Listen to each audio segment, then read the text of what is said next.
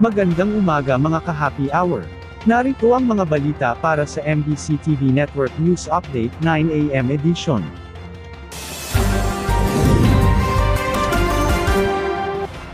Bigla ang pagtaas ng baha, naranasan sa maraming lugar sa Southern Luzon.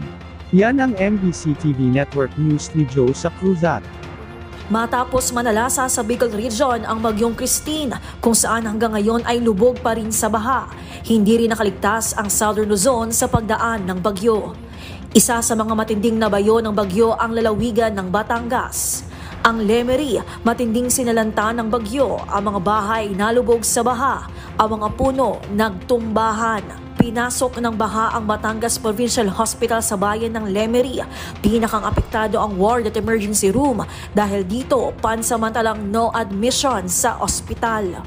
Sa barangay Nonong Castos sa Lemery, ang mga residente na stranded dahil sa taas ng tubig at lakas ng hangin at ulan.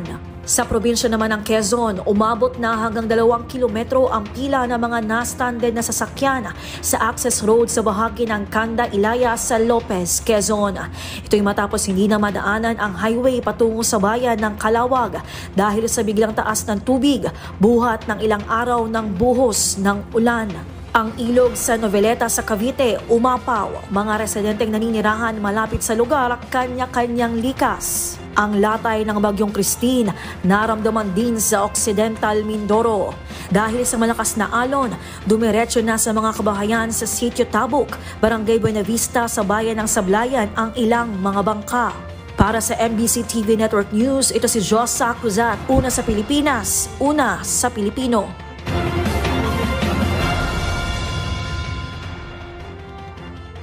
Samantala, sa MBC TV Weather Update, napanatili ng bagyong Leon ang lakas nito habang kumikilos pakanluran sa Philippine Sea.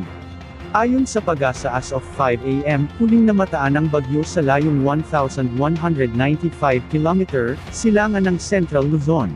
Taglay nito ang lakas ng hangin aabot sa 65 km per hour malapit sa gitna, pagbugso na hanggang 80 km per hour, at kumikilos pakanluran sa bilis na 20 km per hour.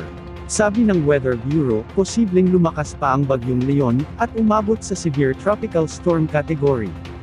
At yan ang mga balita para sa MBC TV Network News Update 9 AM edition.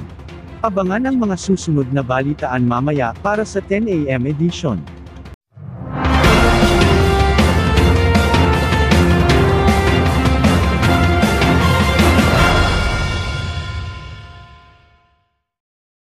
Mga ka-happy hour, kung gusto mong manood ang mga balita sa MBC TV Network News Update, mag-subscribe sa aming YouTube channel, i-like ang aming Facebook page, at i-follow sa aming TikTok account.